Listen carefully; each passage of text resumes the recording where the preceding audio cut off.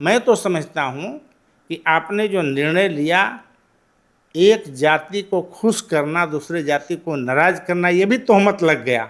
और आपकी रणनीतिक भूल था कि आपने यदि बनाया उसी समय एक एमएलसी पोस्ट खाली रखना चाहिए था। ये किसी को इतना भी बेइज्जत नहीं करना है।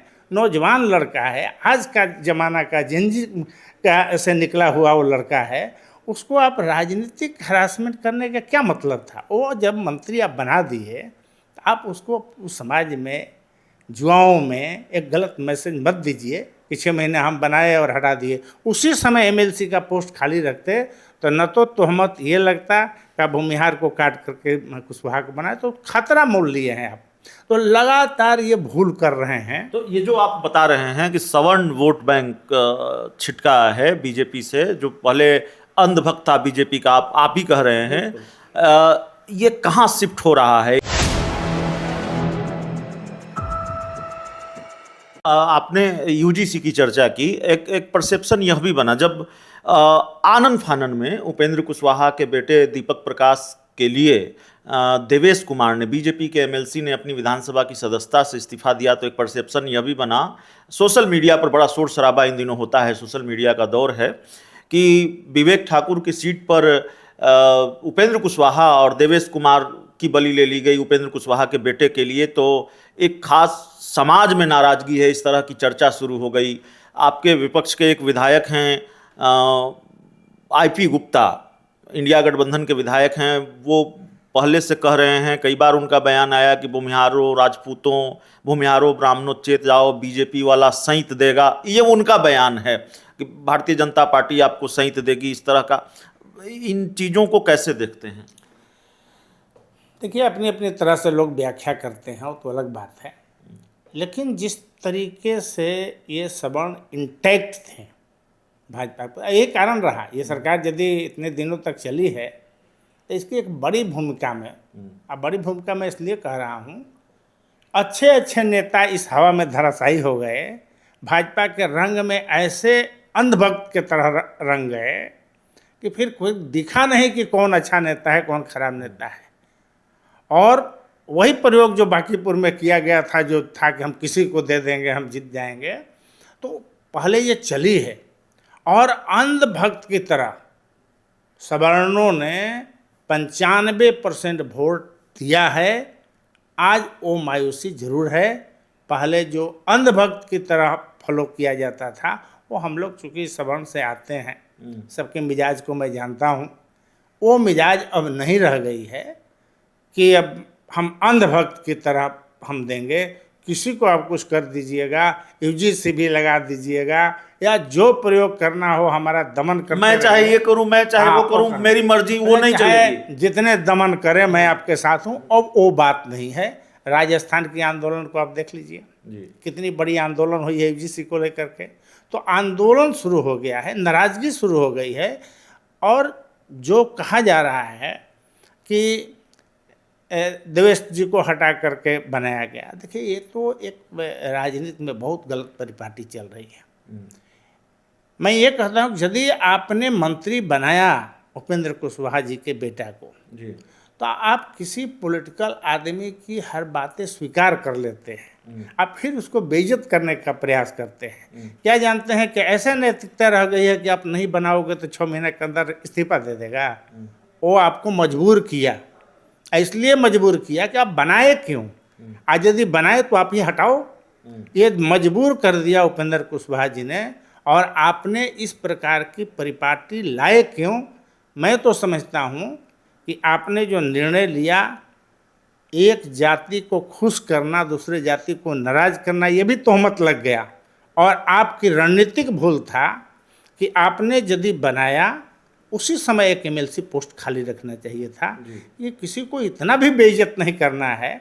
नौजवान लड़का है, आज का ज़माना का जेनजी का से निकला हुआ वो लड़का है, उसको आप राजनीतिक हरासमेंट करने का क्या मतलब था? वो जब मंत्री आप बना दिए तो आप उसको उस समाज में, युवाओं में एक गलत मैसेज मत दीजिए कि 6 महीने हम बनाए और हटा दिए। उसी समय एमएलसी का पोस्ट खाली रखते तो न तो तोहमत ये लगता कि भूमिहार को काट करके कुशवाहा को बनाए, तो खतरा मोल लिए हैं आप।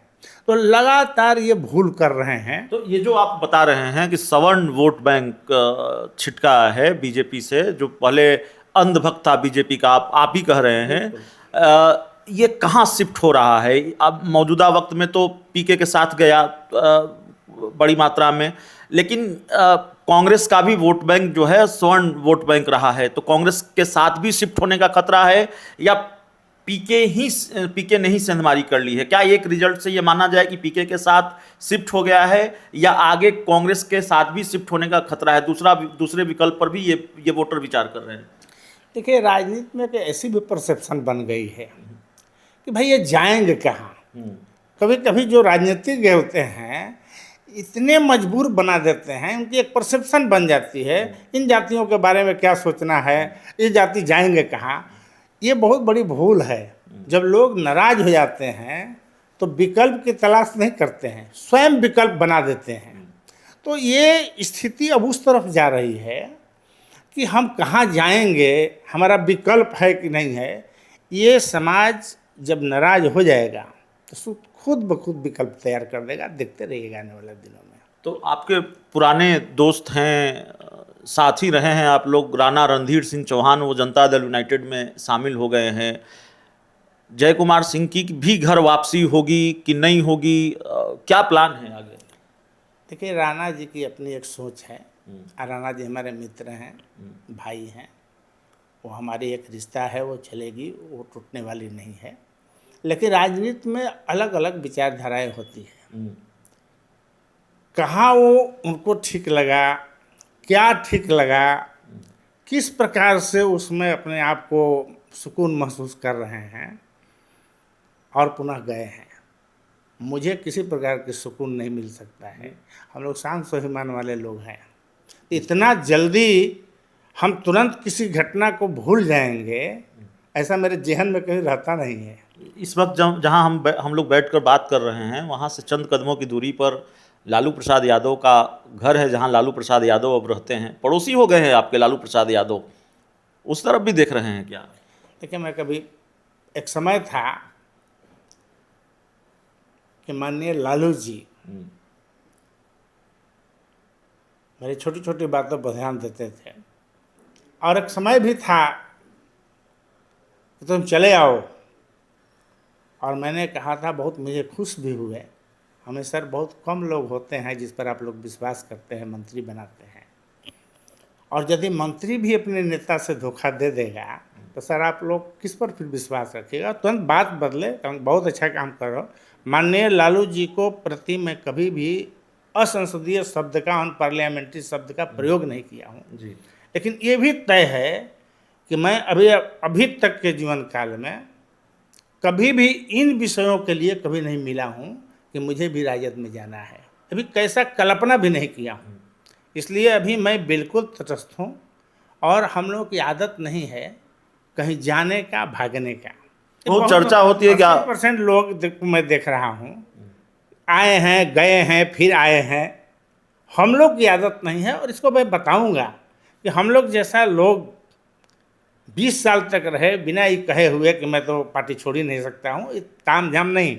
ये मन के अंदर संकल्प होता है, फिर मेरी कोई संकल्प होगा, समय पर उस संकल्प को पूरा करूँगा। इतना निश्चित है कि मैं यदि कहीं जाऊँगा तो फिर आऊँगा नहीं।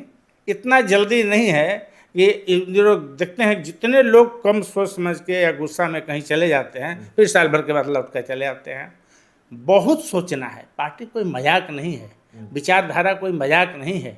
एक विचारधारा तोड़कर, अपने आइडियोलॉजी को तोड़कर यदि दूसरे आइडियोलॉजी को अडॉप्ट कर रहे हैं तो बड़ी सोच समझ कर अडॉप्ट करना है, और जब अडॉप्ट कर लेना है तो फिर वहाँ से रिटर्न बैक नहीं होना है।